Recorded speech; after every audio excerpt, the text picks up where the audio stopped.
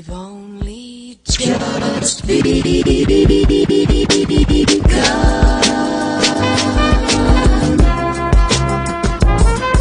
You are now in the realm of enlightenment and transformation, as brought to you by the Foundational Friday.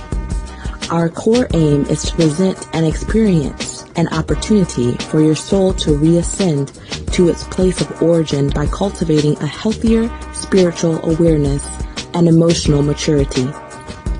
This show serves as a free offering to the greater community and an addendum requirement for all ANU spiritual training students. For all those listening, if you'd like to move closer to the calculations and fundamental understandings of the ANU order, be sure to pick up the book, Grasping the Root of Divine Power. If you desire a spiritual reading to help you map your current spiritual position in the face of your world and learn the greatest pathways for your fortune in this season, you can go to the SaduluHouse.com.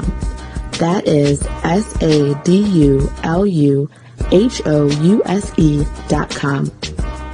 You can also go to OrishaReligion.com to find out how you can become a student and member of the new spiritual order. That's ORISHARELIGION.com.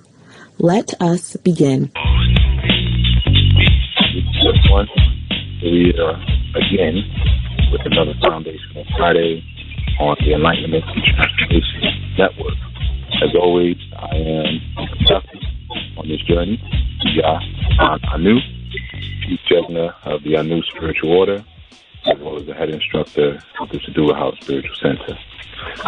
This show, as many of you know, I've been kind of letting you all know, is live on this Friday, giving you all an opportunity to present your questions, and I will also be going over some of the questions and information that some of you have shared with me via email or voicemail over the past 30 days, maybe some a little older than that, and some of the things that I can answer to you all. Before we get started, anybody who wants to call in who may have a question, the call-in number is 347-945-7680. Again, that's 347-945-7680. And if you have a question, just press number 1 on your phone to let me know that your hand is up and you have a question or comment. But similar to the last show that we did last month, the last Q&A show, I pretty much started it off with sharing not necessarily a question, but someone's testimony of how teachings and the information have affected them and what they're doing, and just kind of, share. I like to share sometimes other folks' journey a little bit, so that people listening don't feel so isolated. A lot of times I get questions, people asking things, and they feel weird. They feel like they're the only ones feeling these things or going through them, and they can never imagine that they're certainly not alone. But there are other people out here who may be a little confused sometimes or a little off.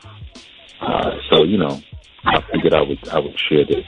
So I'm going to start it. I'm not going to obviously give names. I usually try not to. But I'm just going to share some of it. And if you hear me pause in between, that's because I'm covering names and things like that. But I told this brother I was going to read it on the air because I thought his enthusiasm really struck me, and his comments were very inspiring to me. And again, before I begin, calling number is 347-945-7680. Okay, so let's start here. Peace, Brother Yuya. I know all is well with you! Exclamation mark. I have a question, all capitals, 3 exclamation marks.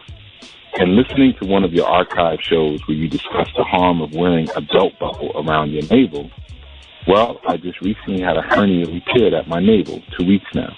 And since then, I've been experiencing indescribable emotional and intuitive notions and just an overall surreal state of being! Exclamation mark. What is it? and is having surgery so close to my navel and influencing me spiritually? 3 question marks.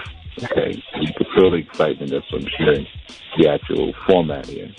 And I said, peace, good brother. I apologize when I get well. It took me a while to get to him. Anyway, that hernia was the disconnect of that chain I spoke about that connects your soul to your physical, in parentheses, electromagnetic body. What you're experiencing is a reunion. Remember, everything in 3D is a shadow of all in the soul realm. A hernia or a strain is a problem with your root. You had it in your navel, so this was dealing with the navel chakra and your ability to express and experience pleasure while maintaining what you consider to be your earth identity. This directly connects you to sun energy.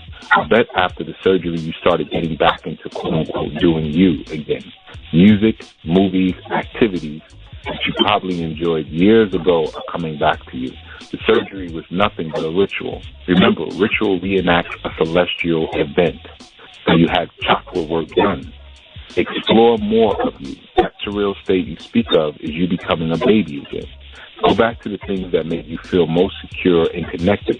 It could be fighting arts, riding your bike, listening to old school hip-hop, watching old movies, even cruising your old neighborhoods. During these activities, you'll manifest very, I put all capitals, genius ideas. At this high time right now, make sure you're documenting. That's a little bit more on that piece. So he got back, all capitals. Wow! Exclamation mark! Exclamation mark! Brother! Exclamation mark! Exclamation mark! You nailed it! Exclamation mark! Exclamation mark!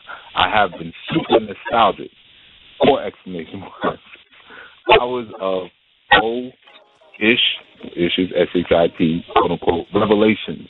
Writing one hell of a screenplay, exclamation mark, exclamation mark, exclamation mark. And I found a boxing gym that I've been training freakishly hard at since the day after my 4-week recovery. Exclamation mark, exclamation mark, exclamation mark. My level of observation has become such that I feel like Neo, the last fight scene in The Matrix, where he was fighting Smith with one hand. 4 exclamation marks. I'll definitely be listening and some other stuff. And then he says, I appreciate you greatly, Yuya. Chief. Oh, by the way, that show you did on Occult Science Radio, Gods and Rituals Wanted, Dead or Alive, quite literally, all capitals, had tears streaming from my eyes, exclamation mark, exclamation mark. Very timely and has forever changed my course. Again, thank you. Okay, so I thought I would share that for starters because that was a transmission that I felt was inspiring, as the brother shared. And, when one shares something about going through a surgery, we can respond in many different ways. And I think recently I did a show where I spoke about that. It was a guest show where someone had me on. And someone was speaking to me. Actually, it was Queen Mother for real. I'm Queen Mother for real. I will follow Allah. And she was speaking about some of the events and things that have been going on in society. And what I shared with her is that there is always a human story, but then there's a spiritual story. And us as spiritual workers, those of us who have an elevated awareness, we have to start looking at these events not just in their physical form and what we think represents a tragedy, but look at the not only the opposite polarity of it, but look at the underlying subcontext of what's actually going on. So one may say, okay, I went through it. I had this hernia surgery. It's horrible. It cut me open. This and that. But you may not relate that to, no, you actually had chakra work done. And the hernia surgery was just a reflection of that chakra work. And that's why you're getting back to your real identity. Like you said, I'm fighting now. I'm doing this and doing that. So he's getting back to his original and true identity, that identity that brought him bliss, or that identity that brought him back to a childhood state where he could have a greater sense of abandonment. So I wanted to share that as a starter before I started getting into questions. I have some emails, and someone already has their hand up, so I'm going to get into that. I think I know what might be. But I figured we started off with some gratitude. It's always an excellent way to start off any event, whether if you're starting off with libations or you're starting off with an acknowledgement of the support you have around you. I think gratitude is always an excellent way. I'm grateful for him. I'm grateful for him taking our time and sharing the feedback with me. That's always wonderful. It inspires me. And he was grateful. So it's a two-way exchange, and in that two-way exchange, we actually give each other energy. Okay, but I'm going to take a call from area code 504. And I see the phone lines are lighting up. I will definitely make sure I get to everyone. But area code 504, you on Foundational Fridays. What is your question? Who's calling? Greetings, Chief Jegna. I once got a reading in which the diviner told me, quote, certain energies are here on the planet and certain energies are not really here, but only appear as if they're here. You are one of those energies whose souls have projected so brightly that your soul has never really incarnated on the planet. It just seems as though it's here physically, but you are not. It is similar to the holodeck on Star Trek in that it gives people the impression that the images not only look real, but they could touch the images and interact with them. And the diviner said that you are one of those energies. This is a much deeper concept, and he said he doesn't usually go into it much. Could you please elaborate on this? Sure. Okay. And obviously you're talking about me as a diviner, and you take very good notes, brother. So what that speaks about is what we would call star energy. We understand the occultist Aleister Crowley, who did nothing but channel Tahuti. Okay, so before anyone listens and turns up their nose, Aleister Crowley, what does that have to do with African spirituality? He was utilized by and manipulated by our ancestors to bring certain information forth at a time when we couldn't get into certain spaces. Okay, and one of the things that he said in the Book of the Law, one of the first things that he said is that know that you all are stars. You are stars. Okay, so in understanding the concept of the star as a reflection of the highest star, okay, and we're just going to look at it from an energetic perspective for a second. If you can see yourself as a reflection of a higher energy or a higher star, in the Yoruba pantheon we have the Ori Iponi, which is the higher aspect of what you are, and what you are here in what we call Aye. Aye is a realm, A-Y-E, Aye. Your projection on Aye is one that is materialized, it's condensed. It's Gin in the I King, or it's the Odu of ED in our Yoruba. But this is the world of electromagnetic energy. Okay, and in the world of electromagnetic energy, when those two forces come together, electric energy being positive for male, magnetic energy being negative for female, when those two energies are used and they come together, they create what we call condensed matter, or hard matter, or hard crystal, or material, okay, material reality. Now, you can have a light transmission. If we look at, for instance, a laser, right? A laser is nothing but a light transmission, but the light transmission is so focused and so intense that that light transmission has the ability to affect the physical reality. So some people use lasers for surgery, some people use lasers to cut through rocks, some people use lasers to carve diamonds. But in essence, you're using something that has not totally formed itself in the physical plane because it's only light. It's only really dealing with the light dimension. So how could something from the light dimension be so powerful that it can burn a hole through someone?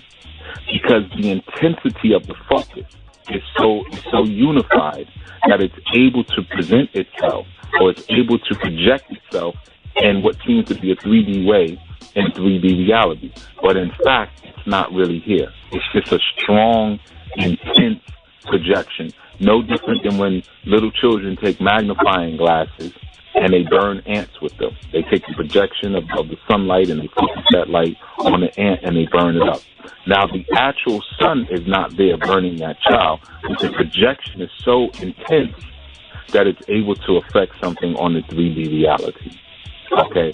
Your projection is so intense, and that's what we're speaking about in that reading, that you have been able to project yourself on this reality, but in truth, you've never totally formulated on this reality, which brings you to some of the issues that you have on this reality, because if you're not totally grounded and present here in a corporeal sense, then what happens is that you're not totally acclimated to this reality.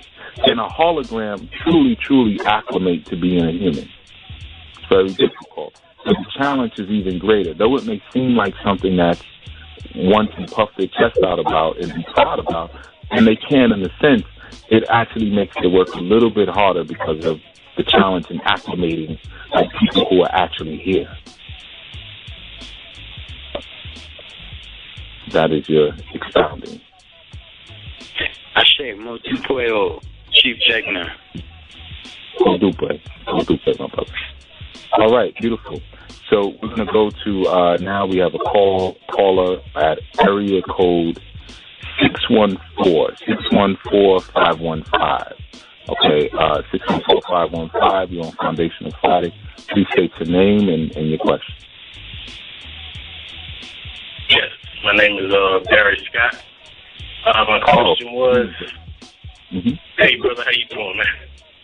Wonderful. Oh, okay.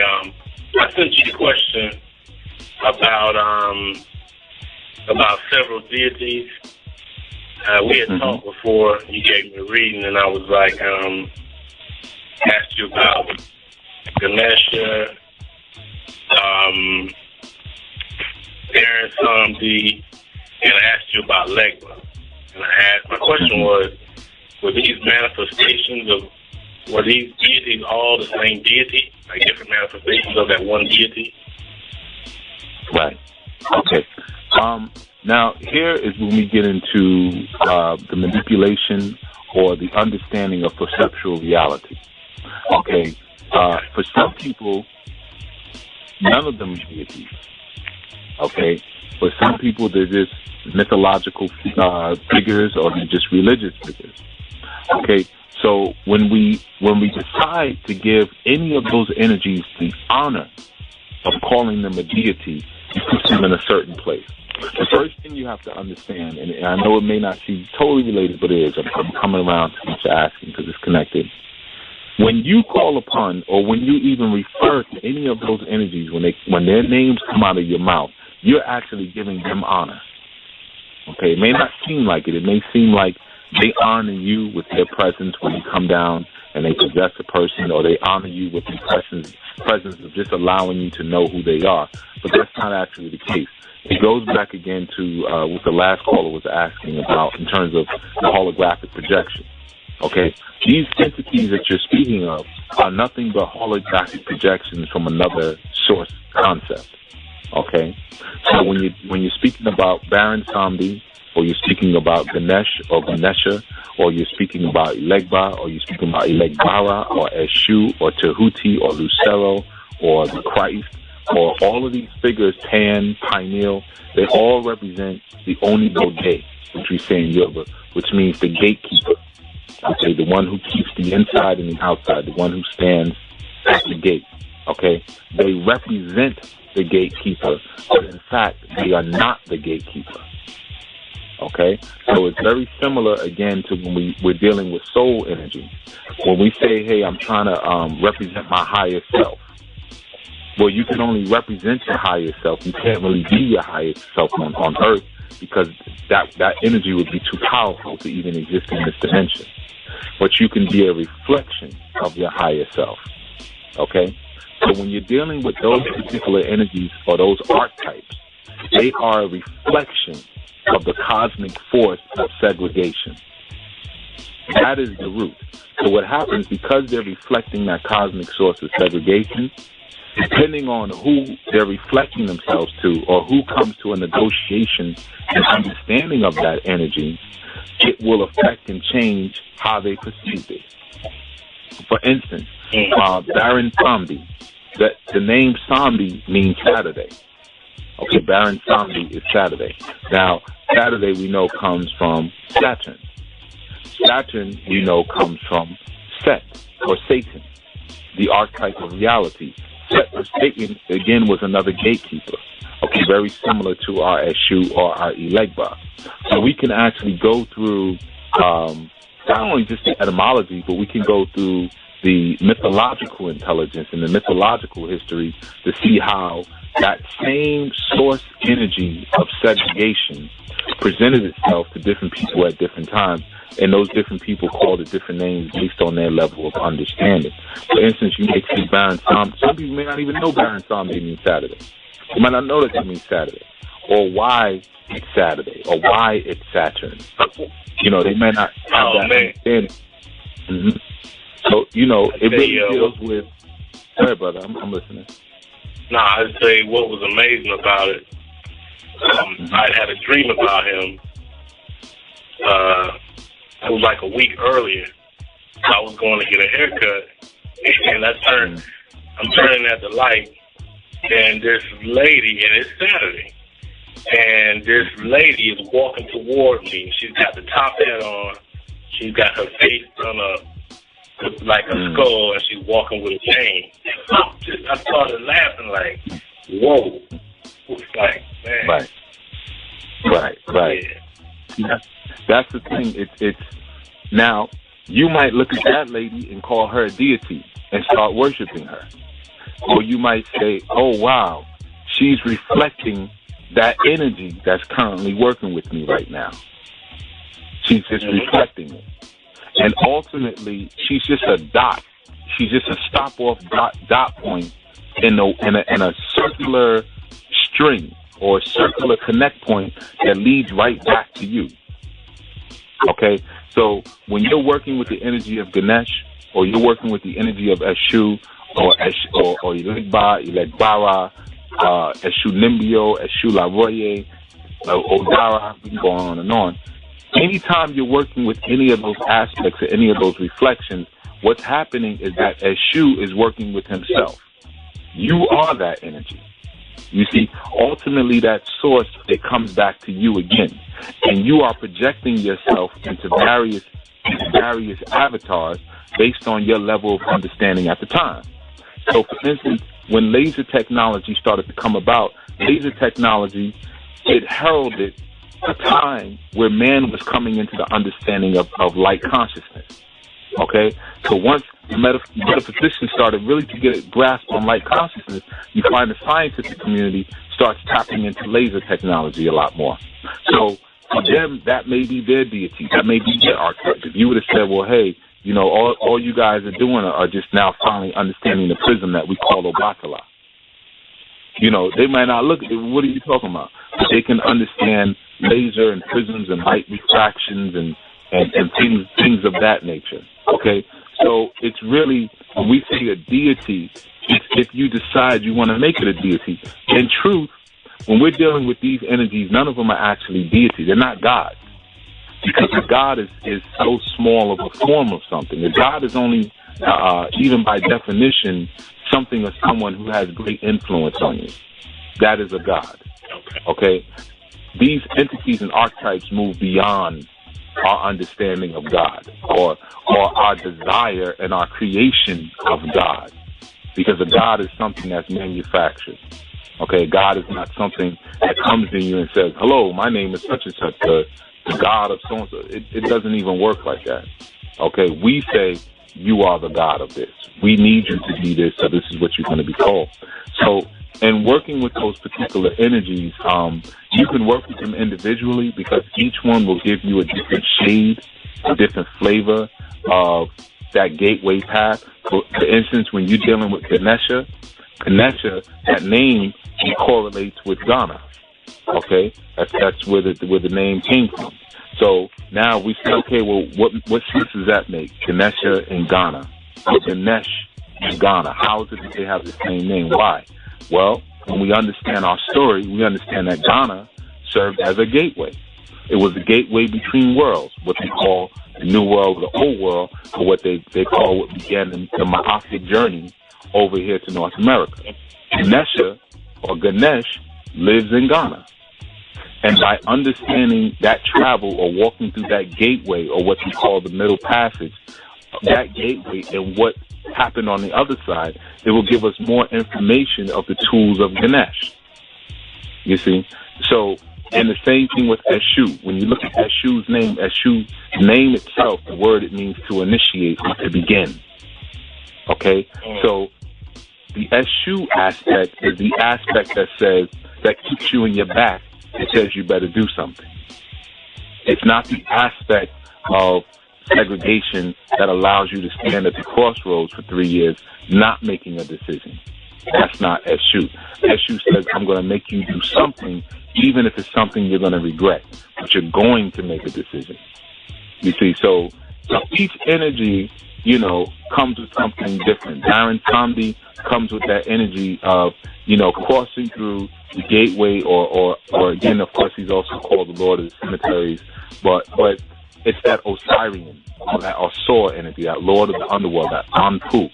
In the New World, he represents more of that Anpu energy, but not just Anpu, but also the aspect of the vulgar fool, letting you realize and remember, it goes back to the first call again, that this world is nothing but a false projection. It's a fictitious reality. So that's why when he comes and he mounts, he's drinking his rum and he's grabbing his clocks and he's making certain jokes.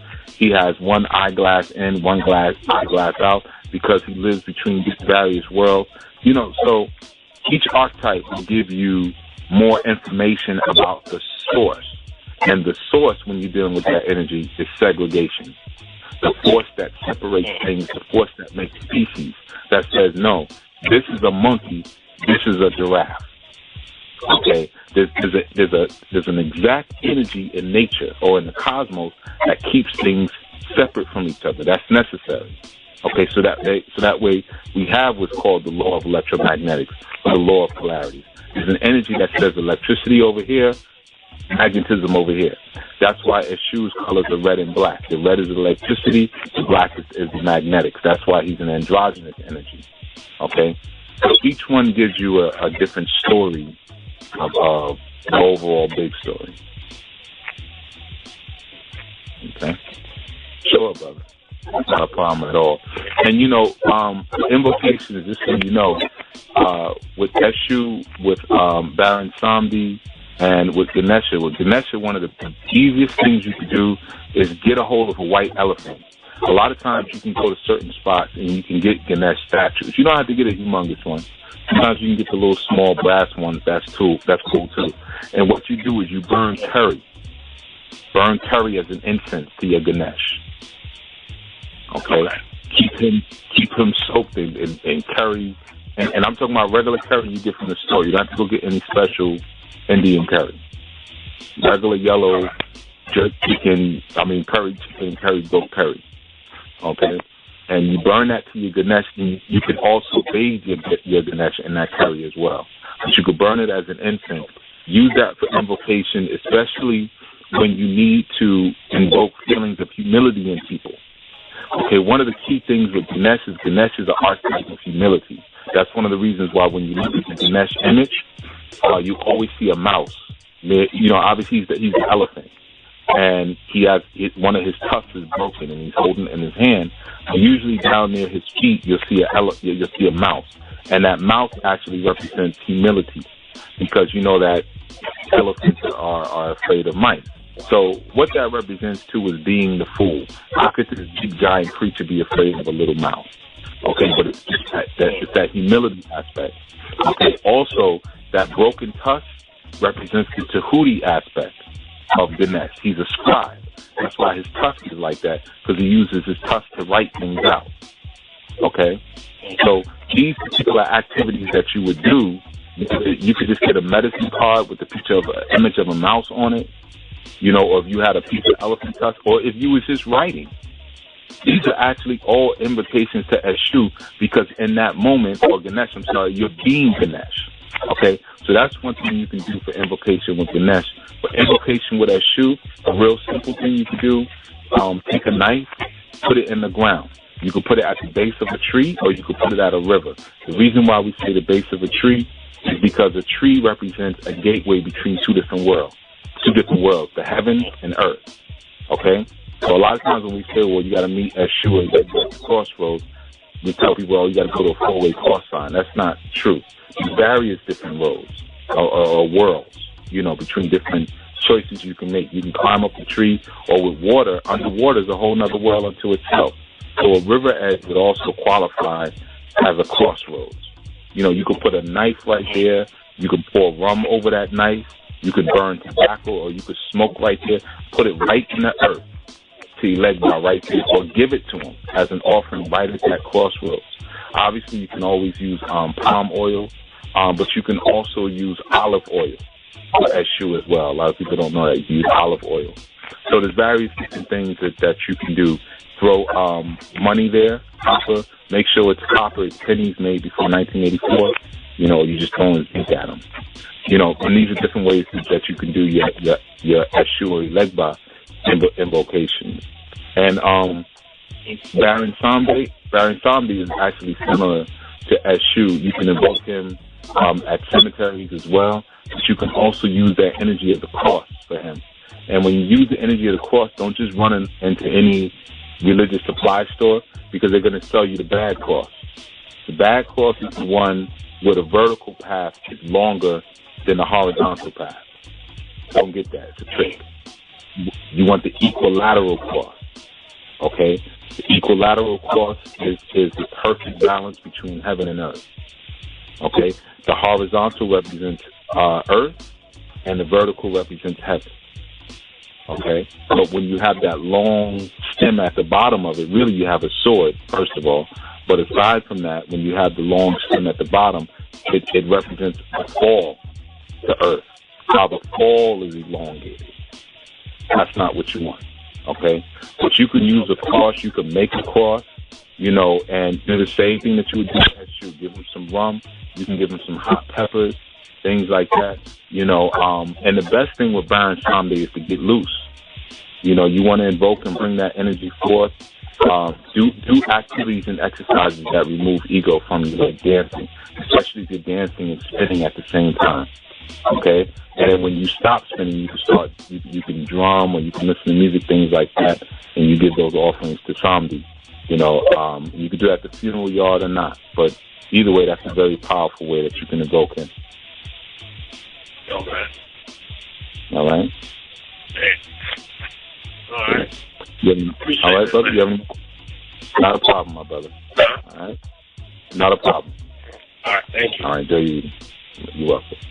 All right, beautiful.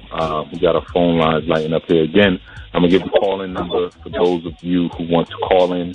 347-945-7680 is the call-in number. Call in with your questions, comments, whatever, spiritual concerns. Tonight, we are doing this live show, and what I'm doing is trying to cut through some of these emails that you've all sent me, as well as address some of the issues that some of you have had along the way that you wanted to reach out and speak to me about. So now, you can call from area code 832-788-832. You're on Foundational Fridays. Please state your name and your question. Peace, brother. This is Rita. Hey, Rita. How you doing? I'm doing good. Good to hear from you. Good. Okay. Like, I had suffered the loss of a boyfriend that passed away. It's like soulmate and that kind of thing. And, I cried a lot, and for a long time. And I felt like it was probably very cleansing at first. But, like, now I feel like at times I'm kind of stuck in sadness and, maybe, feeling sorry for myself in some ways. And I'm wondering if that's like pushing away like money from me or something, because I'm having some hardships financially, and like I've never struggled financially. So, trying to figure out what's going on or what I need to do. Mm-hmm. Well, the first thing, let's ask this in terms of this boyfriend that you were mourning for. Why exactly are you sad? It's probably very selfish. I'm sorry for the love I'm sorry that I don't have a partner. I no longer have a partner, and this, they were just like so exceptional and such a deep soulmate that I feel you know, how when somebody sets the bar really high, it's almost like a curse because nobody can. You feel like, you know, you'll never. I feel like my chance for love or marriage or family, I feel like it's over now. Which I know is not true, but those are some of the reasons why I cry. Well, if it's not true, if that is what you truly feel, then again, we have to ask, why is it mourning? The number one thing to understand is that what you're mourning for is for a ghost. Okay? For what? You're mourning for a ghost. Yeah. Okay. You're mourning the spirit of something. You're not mourning this person at the soul level, because mourning couldn't take place there. Okay? You wouldn't even be able to if you wanted to. What you're mourning is a spiritual projection that he gave you at that time based on where he was in his life at that time. Okay? And in truth, he has very little to do with anything. You're using him as a scapegoat for other issues in your life. For instance, the fact that you would say, okay, I know it's selfish of me, but I feel like I won't, you know, get this type of love in my life again. Then we have to ask this question, what did you do to earn it the first time? Right. That's a question for you, Mr. Leader. What did you do to earn him the first time? Well, I feel like I was just being a very loving person, and I don't know, I was just attracting very loving people to me. Yeah, I mean, and I still am. So if that was the answer of how you attracted him in your life, and you're still doing that, and you have not attracted someone again, and that can't be the answer. Well, I have attracted somebody again, but at this level. Well, yes, it hasn't progressed to that point. It's like a long distance thing, and I'm starting to think maybe it's a waste of time because it's a long distance situation. Well, it's not even worth mentioning, because as soon as, like, your entrance was, I'm mourning my boyfriend, the love that I lost. So if this person who came in was at that level in your mind, that would not have been interest. It would have been, how can I enhance this relationship with a man because it's perfect, even more beautiful? Well, yeah, because it's just so new. It's not even relevant. It doesn't matter how new it is. It doesn't take all day to recognize when something's great for you. So the reality is, this is a place that you've put yourself into. It has nothing really to do with the actual person. It has more with you to do with holding on to an error, not letting go of an error. And he just represents an error in your life. Like you said, well, at that time I was being more loving. Okay, or I was being loving, and I'm being loving now too. Certainly you recognize that there is some difference between where you are now and where you were back then. And you're trying to recapture that. It's just nostalgia. You're trying to recapture that moment as opposed to embracing who you are today, which maybe you're not so happy with. Maybe you're not so excited about the woman who you are today. And to some degrees, you've romanticized what you were back then and who you had in your circle back then. You see? Okay. So it's extremely important for you to start really trying to look more at not just what I lost, or, you know, and like you said, okay, it's a selfish thing. Well, whenever we mourn a spirit, it's always selfish. It's selfish at the same time because we're keeping that spirit earthbound. Okay? And what we're also doing is crystallizing that spirit. Because at this, and it sounds like this was some time ago, he may be very interested, or that spirit may be very interested or hoping that somebody pushes it towards evolving into something else other than just a spirit. But you won't let it, because you're getting so much energy into it only being a spirit for what you need and for what you want personally. Okay? But so let's remove that as being an option for why money is messed up. It's nostalgia. Okay? I guarantee one of the issues that you're finding in your life is that the things that you've used traditionally in order to make money or to make things happen for yourself are not working for you at this time. Is that correct?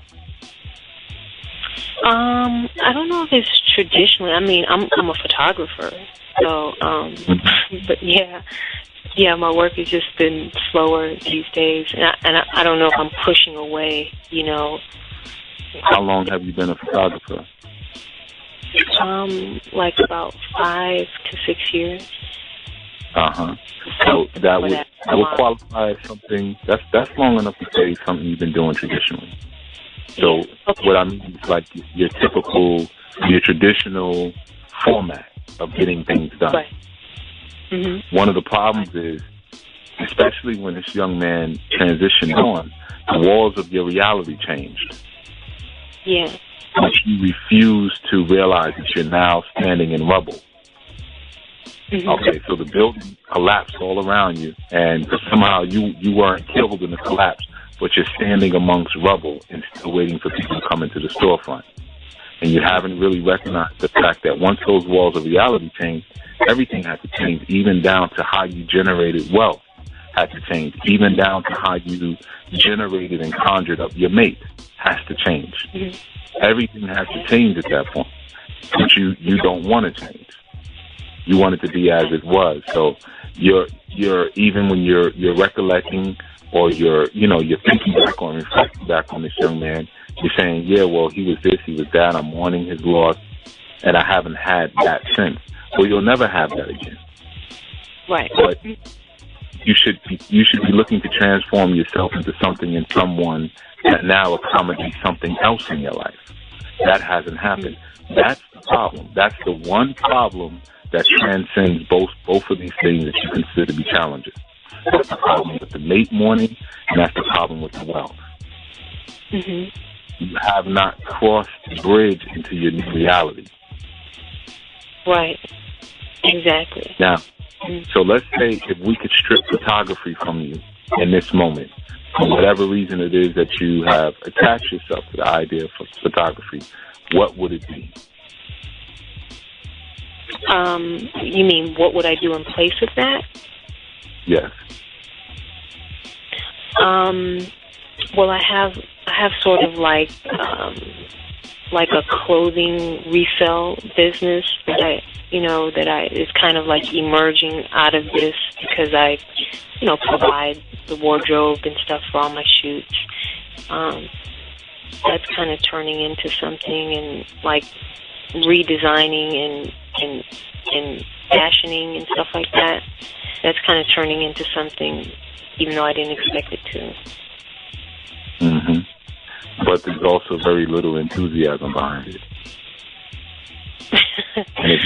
I'd probably have more enthusiasm if I saw it was like, you make some money.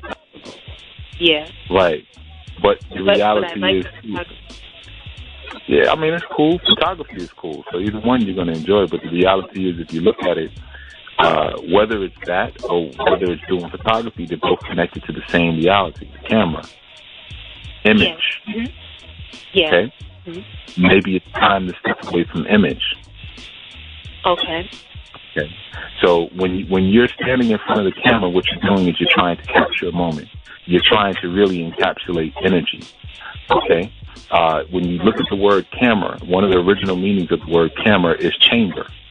Okay. Mm-hmm. So a chamber does, and it was called like a light chamber, but it was a chamber. A chamber is something where you cage something in. Okay. Now let's look at our word breakdown, because I'm just going to focus on this camera thing, photography thing for a moment. Okay, and also I figured out, I got one more thing for you too. I figured out what one more before we get there, let's get to the third thing, because what's happening, if we jump all over the place, we'll stumble on the rock that's in front of our foot. So let's kick this rock out the way, and then we're going to kick the next rock out the way. All right? Okay. So you look at the word camera. Cam means black, ra means light. Okay, so camera is trapping or bringing light into darkness, which is how you trap a God, right? Now, once you trap a God into darkness represents your human body. Once you trap that God into darkness, what's supposed to happen after that God learns how to manifest its God self inside of the human body? Then it wants to get outside of the human body? It's outside of the human. It's earned its graduation to do away with the cam and just be Ra or sunlight or divine light, right? So now let's look at your transition in terms of your career, in terms of your work. If you've already lived in that camera reality, it would be, instead of trapping light, releasing light. Okay. That would be another reality for you. That would work much better because you're now shifting the energy of your karmic cycle. Right. Well, see, that's what I was going to tell you. My other thing that's sort of coming about right now is I've been practicing Qigong with a teacher, and you know what that is, right? Qigong? Okay. So, like, one of the things that I've been learning is female sexual Qigong, and he's saying to me that there's a very big market for this. And so the next project that I'm going to do is create a video or DVD to teach female sexual Qigong, and, you know, like, increasing your kidney energy and all that kind of stuff. So basically what you're going to do, all right, I got it. So basically what you're going to do, you're going to take this activity of Qigong, which generates energy. Qigong is a way to actually generate internal strength and energy, and you're going to capture that process and put it on DVDs. Right? Yeah, and teach Isn't that the same thing as trapping light? The same thing we were just talking about? Oh, okay. Well, yeah, I was just thinking more of it as teaching, though. But you're right, it's still using. Get away from the camera. Get away from the TV. I know it's something that you have a talent for, because obviously you've been around it for some time, but you have to do the opposite of that, and you have to do things that remove itself from documentation. Okay. Yeah, which is, I don't like being on camera. I hate being on camera, to be honest with you. Or even trapping or documenting things that are light. Okay. It doesn't matter if you're on camera or you're behind the camera. Either one, you have to get away from this idea of documenting every energetic experience. Because if you look at the first thing you asked even about your ex-boyfriend, you've documented, you've created this documentary or this photo journal in your brain of this relationship. And it's now frozen and stagnated inside of your mind instead of releasing the energy. So now he's a part of that camera reality where light is trapped inside the darkness of your subconscious. Okay. So you have to release it. Okay? So would it be better for me just to teach people one-on-one, or, you know, instead of creating, you know, a tool in front of the camera to do it? That would be better. Anything that you can do that's in the moment. That's not about recreating an experience later, even down to teaching an exercise class in the moment. There's an explosion of energy. You can only talk about it or picture it in your mind's eye, and that's it. That would take you to the other spectrum of that reality that you had before. Okay. So get away from camera. Get away from thing of light, and I want you to focus solely on the releasing of light and not allowing it to be documented, because it's stealing the soul of your activities. Okay. All right? Cool. Okay. All right. And so, and you're saying just in the interim of making this shift, like, you know, energy in the form of finances is going to follow, like, you know, during that transition, or what? You're asking me how to moderately do what you're supposed to do. You think I didn't hear what you just asked me? You know how long I've been doing it? No. You think you're going to do it, or you're not going to do it. No. Change your reality. Do what you have to do. Once you put yourself in the place that you're supposed to be in, then what you're supposed to get will come to you. If you're supposed to have a mate, it's already waiting there for you. If you're supposed to have wealth, it's there for you already. But you can't. If you put a half behind effort into something, you're going to get half behind results, and all you're going to end up doing is running back to the old reality, because that's what you're comfortable and familiar with. You're going to have to take a leap of Oya and allow your foundations to be ripped from you, because one of the things that you've not acknowledged yet is that the foundations were already ripped from you. That's why you're not able to generate the money that you want. It's already over. You're the only one still trying to do CPR on a corpse. Okay. Got it. You can't resuscitate a dead body at this point. You know, so what you have to do is take that leap into that next reality. Just do it. Just go for it. Take the leap, because what do you have to lose anyway? Take that leap into that next reality, and then what's waiting for you or what's meant for you will come to you. Okay. Okay. All right? Well, thank you, brother. Okay. I appreciate it.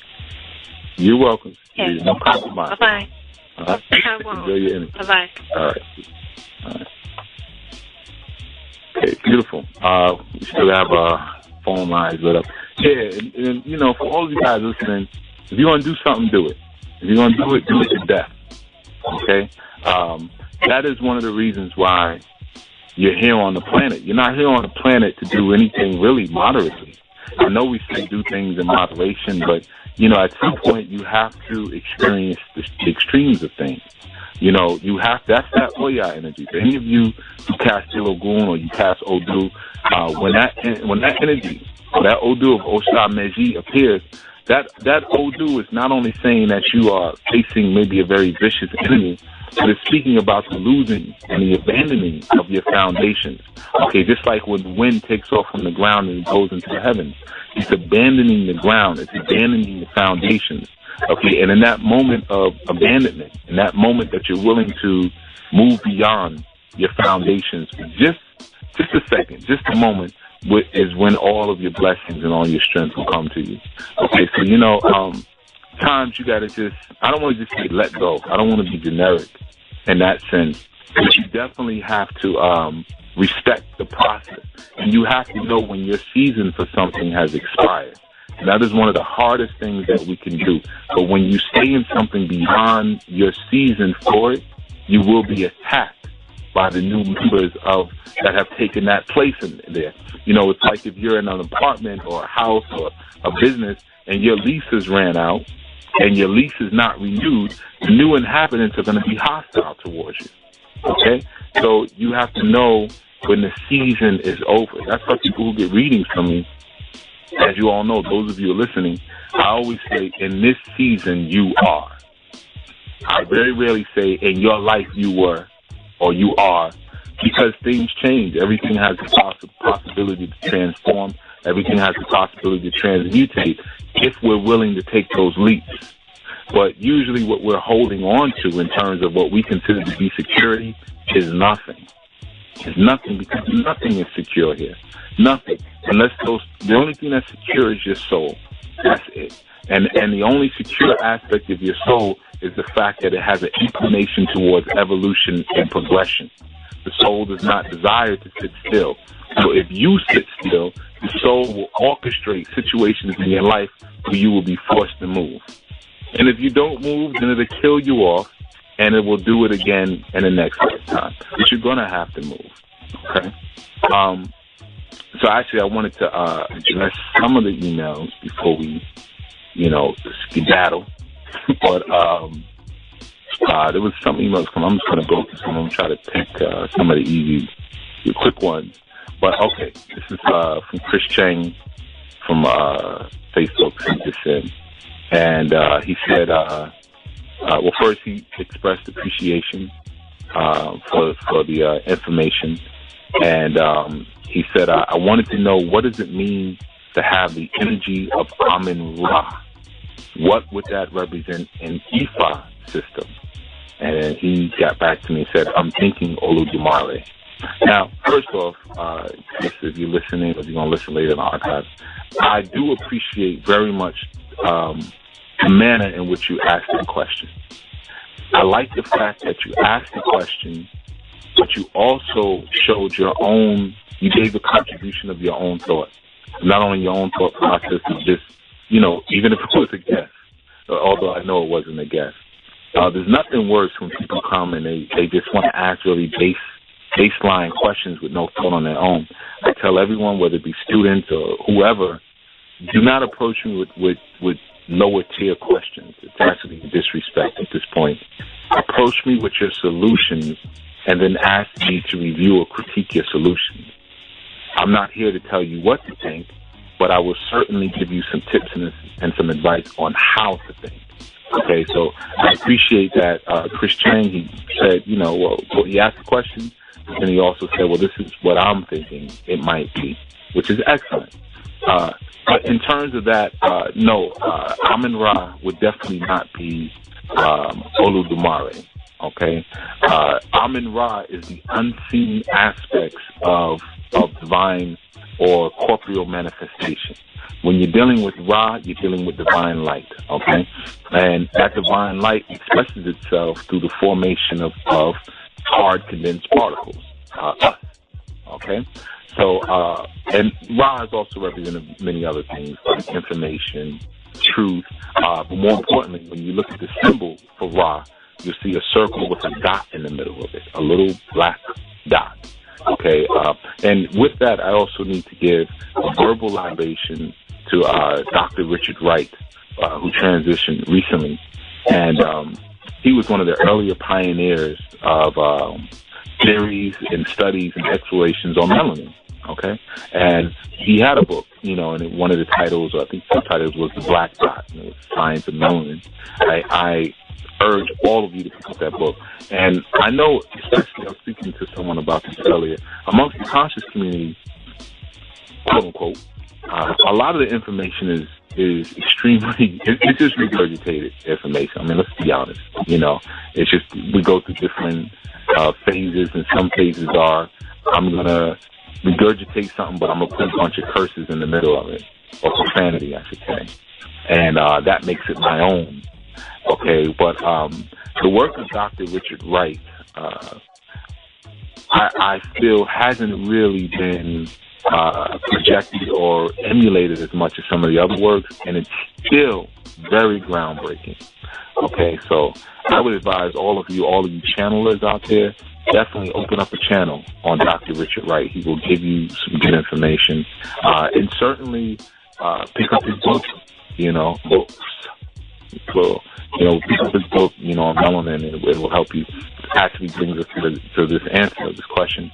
So Amun-Ra, we know, again, one of the symbols for Ra is that dot, okay, with the circle in the middle, not only representing the pineal, but very interesting, it was always said, when you read even Italian and the book Coming Forth by Day, when you translate, it was said that when original beings first appeared on the planet, that they were nothing but a black cipher. The original bodies were black circles, black ciphers.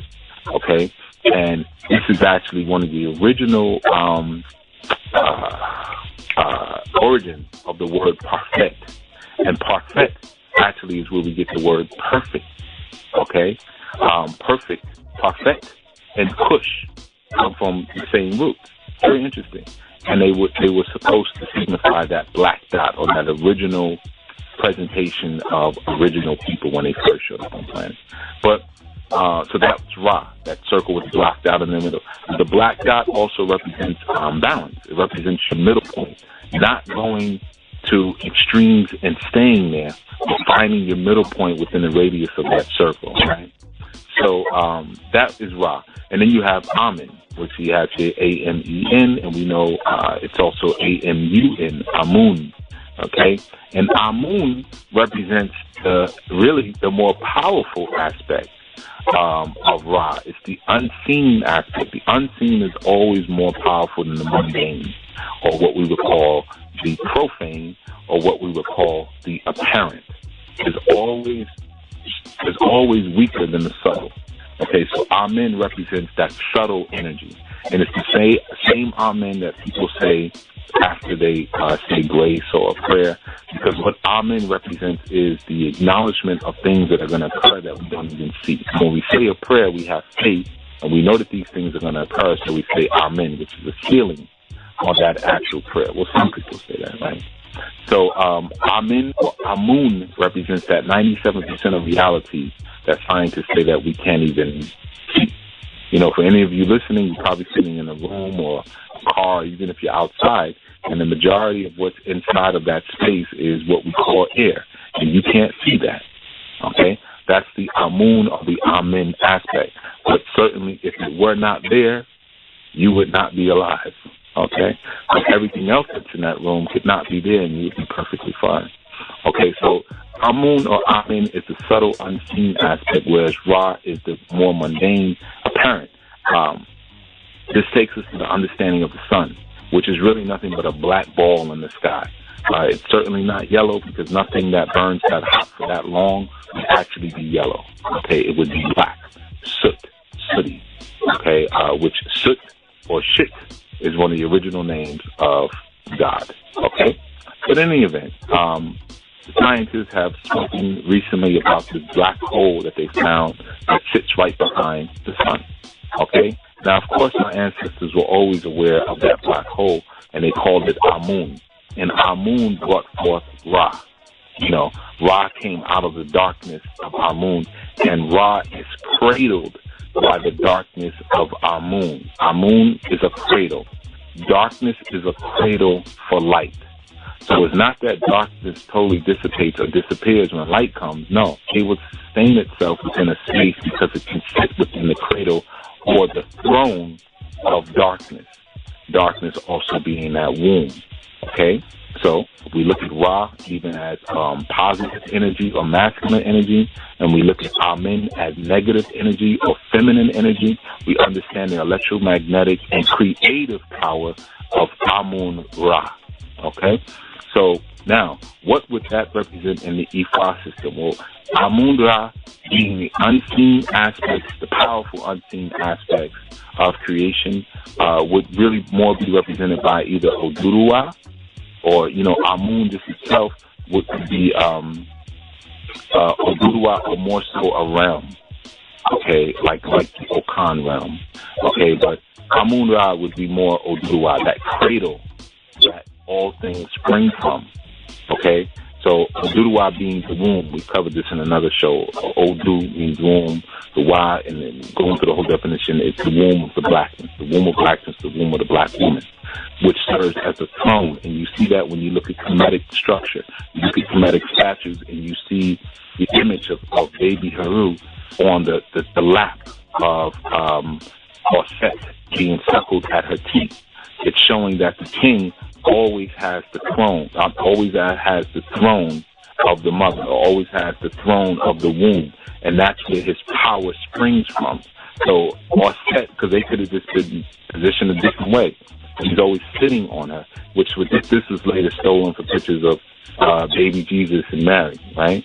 And of course, those of you who may know, Mary is, of course, that's a Kemetic word. Okay, it's a Kemetic name coming from Tamiri. And Tamiri was actually the name of that region that now River Valley civilization was Tamiri. And that's where the name Mary comes from. Okay, so again, Tamiri represents that cradle of civilization where things spring from. Just like Oduruwa represents the cradle of civilization where things spring from. So that's why many people will say, oh, Oduruwa was a king, or some will even say it was a queen. Well, Oduruwa was a king of the Yoruba, one of the first, or the first king of the Yoruba, because this is where things sprung from, where the civilization sprung from. Amun Ra is what things spring from. It's that powerful energy, okay? So that's what it would be related to, Chris, in terms of that Yoruba system. That's the energy that it would be related to. But with that, I actually have a bunch more emails here. I guess I might have to chop them up because I don't want to make this a full show. We have some more calls on the air, but I'm sure you will call back for the next show because most of you who have your hands up came in pretty late. Okay, last minute action. But in any event, you guys know my show is usually in the morning hour because I have things happening, things going on. With that, though, if you want to call in and speak to me again, I will actually be hosting the Anu Asafo show this Sunday at 1 p.m. where our guest will be Akoda Awo. Okay, it will be a very interesting show. It will be a show unlike any other that has been done before. That's why I am hosting it. And I don't want to give away too much information, but I guarantee you it will be a very electrifying show this Sunday. We're going to cover some topics which may be considered taboo or just not spoken about that only elders like he and I can speak on. So I urge you all to definitely tune in and check that out. Also, for anybody in the Brooklyn area, check out our meetup page, which is Enlightened Spirit. I'll be doing a workshop at Nicholas Bookstore in Brooklyn.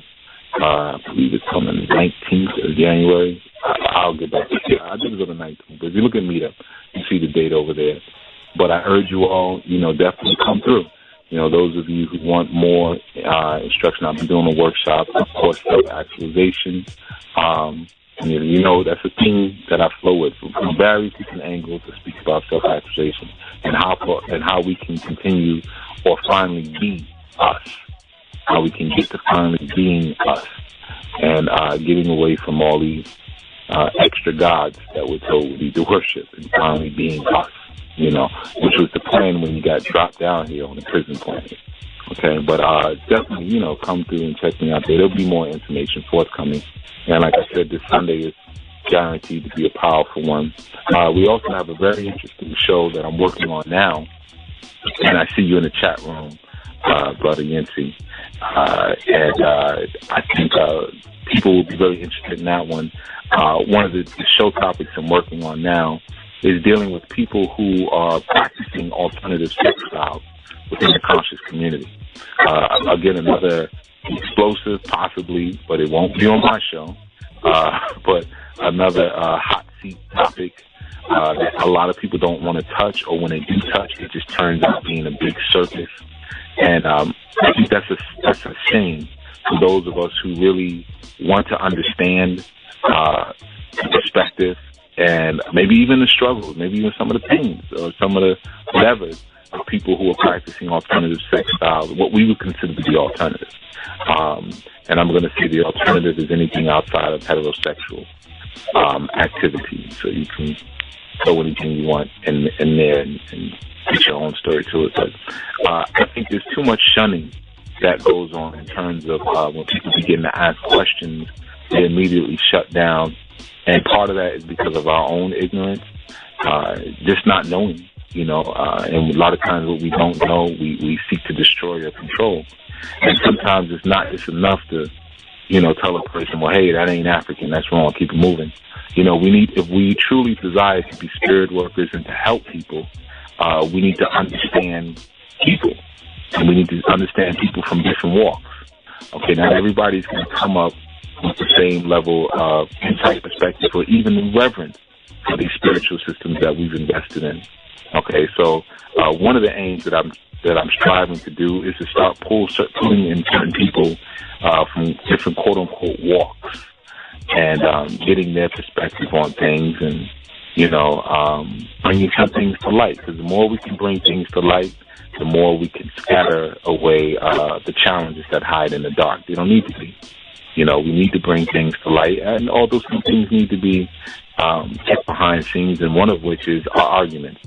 So we would certainly not be arguing on air or name-calling or any of the buffoonery that you hear other places. It would be a dignified conversation. And I'm giving this information because I'm urging anyone who is interested in joining in with that dialogue, definitely reach out to us. You can reach out to us at questions@anunation.org. Questions@anunation.org. And I urge you now, have something to say. Don't reach out to me if you just want to get on the line and say a bunch of slick things and insult people. I'm not interested in that, and the listeners are not interested in that. If you have a theory or if you have some sound information, some guidance, I'm open to it. But that's about it. All right? So, for those of you interested, definitely reach out. Again, if you'd be in the Brooklyn area, reach out and tune in Sunday at 1 p.m. Check me out on Anu Asafo, where I will be having an amazingly candid conversation with my dear Akuda Awo. But until next time, I am Yuya Assaan-ANU, Chief Jegna of the ANU Spiritual Order, head instructor of the Sadulu House Spiritual Center, and I am now signing off. Hotep. We thank you for your listening support and urge you to become an active participating member of the ANU Order. Please be sure to follow our Ustream broadcast, which can be found at ustream.tv/channel/enlightenment-and- transformation. That is USTR.TV/channel/ENLIGHTENMENT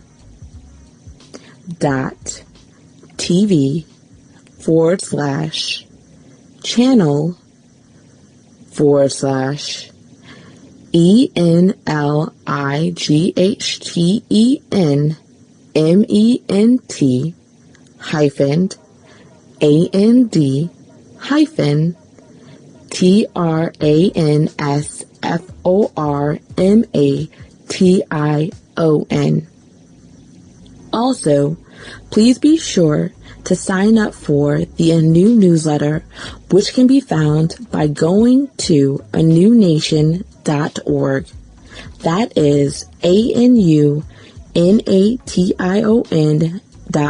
If you'd like to become a sponsor or an on-air guest on this or any of our other broadcasts, please be sure to contact us at questions@anunation.org.